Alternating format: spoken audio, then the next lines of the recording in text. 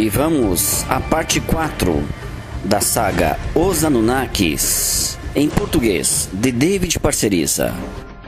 E não se esqueça, todos os sábados, às 21 horas, nos encontramos para debater, conversar sobre os Anunnakis, ufologia e mistérios em gerais. Participe! Para isso, acesse o site www.culi.orgfree.com. Nos vemos lá. E fique agora então com Os Anunnaki, o dilúvio universal.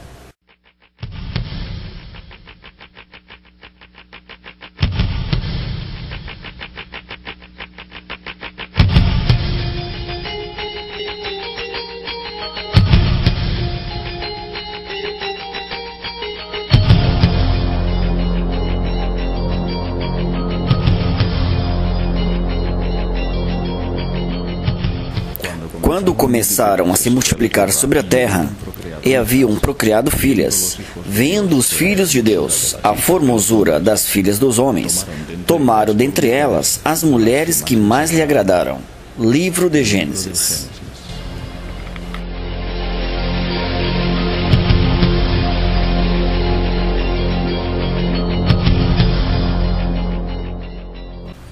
Faz uns 3.000 anos que os jovens astronautas Anunnaki se sentiram sexualmente atraídos pelas filhas dos homens e tiveram relações carnais com elas. Nos textos se descreve como Deus Enlil estava furioso por causa da luxúria e do sexo que havia se instaurado na Terra entre os Anunnakis e seres humanos. Suas fornicações se escutavam em todos os rincões e seus lamentos perturbavam o sono de Enlil. Os Anunnaki gozavam de uma existência prazerosa ao lado daquela raça híbrida, que havia se convertido em sua inseparável companhia.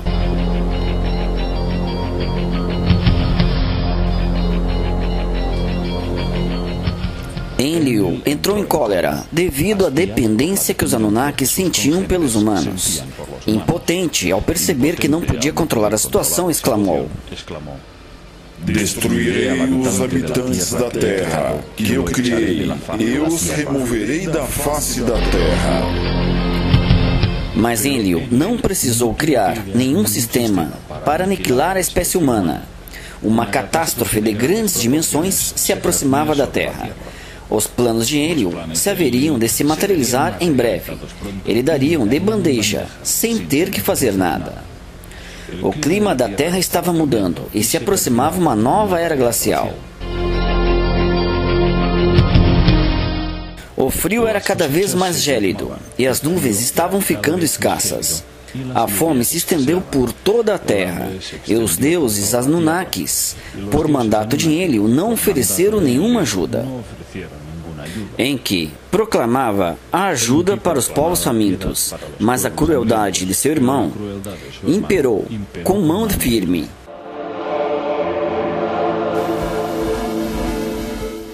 E Enlil disse: "Deixam que morram de fome, deixem que sejam dizimados."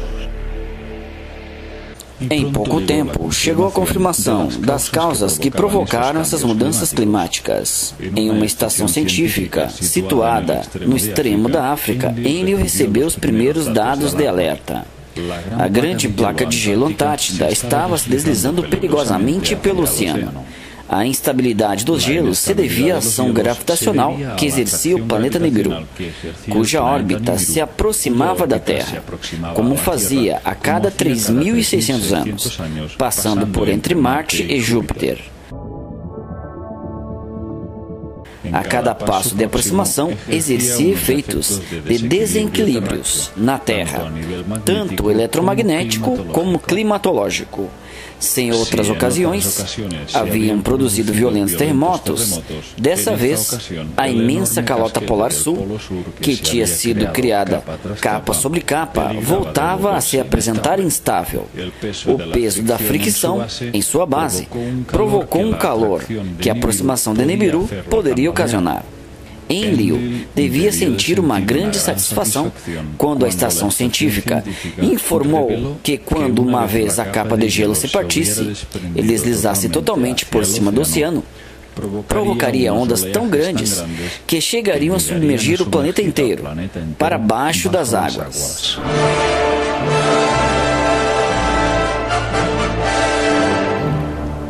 Aquele perigo iminente ficou confirmado pelos Igigi que orbitavam a Terra.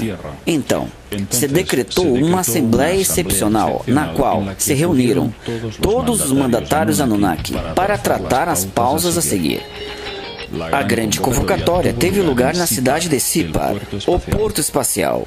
Enlil comunicou quais deveriam ser as diretrizes e ordenou que se guardasse em estrito silêncio, para que nenhum ser humano soubesse nada sobre a catástrofe que se aproximava. Dessa forma, se lograria a total aniquilação do ser humano no planeta.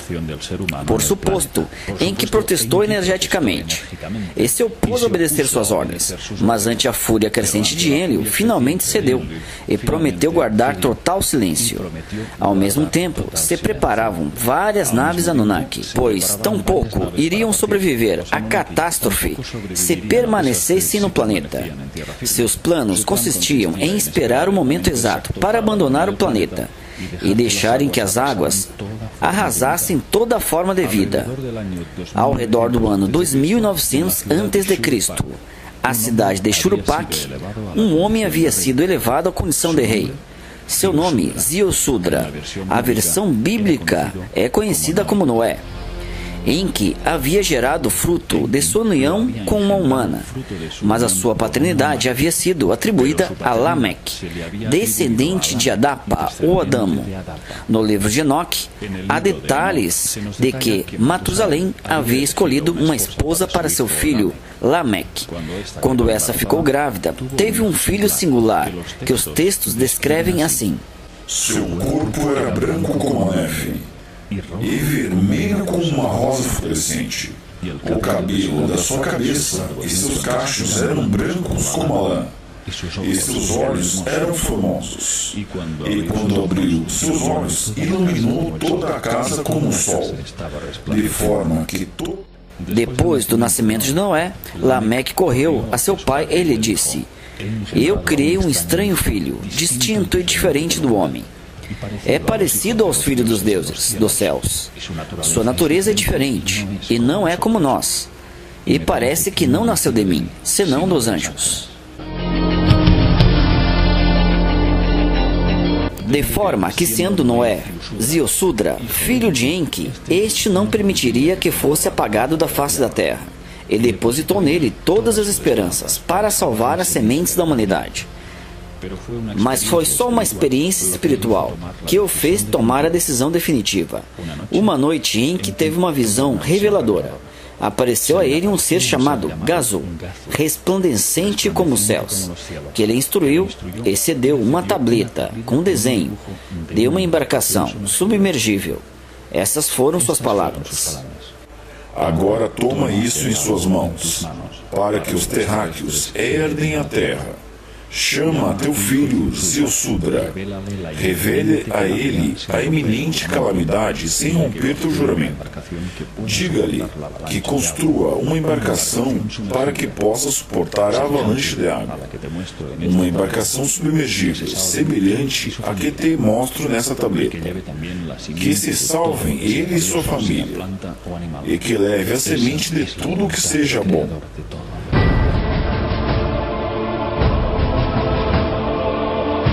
Quando Enki despertou, viu que aquela tableta estava ao seu lado. Não podia entender como aquela espécie de sonho tinha se materializado. Olhou a tableta e viu uma imagem daquela embarcação, como cada uma de suas medidas construídas. Então soube que seu filho Ziusudra era elegido para salvar a sua amada humanidade.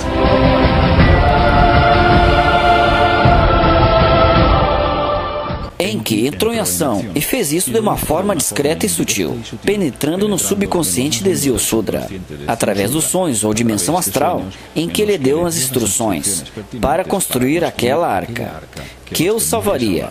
Uma noite em que se aproximou às instâncias em que dormia Ziusudra, ele falou através de uma tela. Essas foram suas palavras: Abandona tua casa, construa uma embarcação, renuncie a tuas posses, salve sua vida. O aparelho tem que ser muito resistente, forte o suficiente para que não entre água, que seja uma embarcação que possa virar inteiramente para que possa suportar a avalanche de água. Construa a embarcação em 7 dias. Reúne nela tua família e parentes e armazene água e comida. Leve também animais domésticos. No dia certo, terá um sinal. O dia esperado chegou e os primeiros sinais da catástrofe se apresentaram.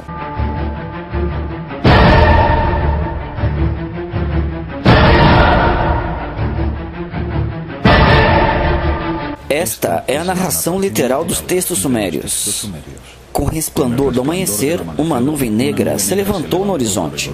A luz da manhã se converteu em obscuridade, como se a sombra da morte chegasse. Depois soou como um estrondo de tronos, e os céus se acenderam com os raios.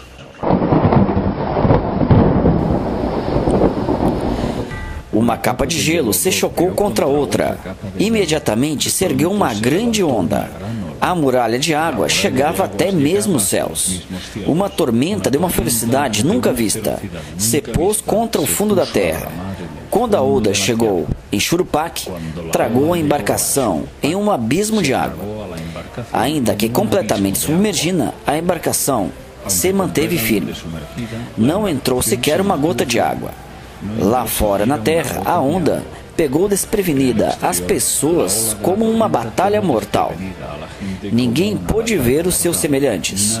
O solo desapareceu, só havia água. Rapidamente, as poderosas águas haviam encoberto a terra firme. Antes que terminasse o dia, a muralha de água ganhava velocidade, golpeou as montanhas, as cobrindo. Os Anunnakis observavam a dramática cena desde as alturas, a bordo das naves espaciais, que os levavam aos céus. Todos puderam ver como se extinguia a vida, e nesse momento lhes surgiu a dor de um profundo arrependimento. Todos os Anunnaki se deram conta de quanto haviam amado a Terra.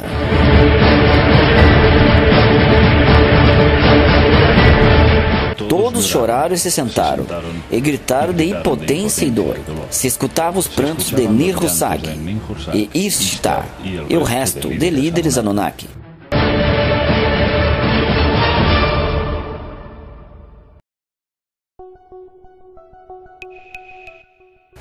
Depois de 40 dias, as águas desceram e os Anunnakis começaram a perceber a terra. As suas naves abaixaram sobre o monte Ararat, já que seus picos foram os primeiros a emergir das profundidades das zonas mais altas do Oriente. A arca de Ziusudra também foi guiada até o monte Ararat, graças ao envio de um guia que havia ajudado a Enki. Quando aterrissou a nave de Enlil, este viu a chegada de Ziusudra com sua embarcação até o monte Ararat.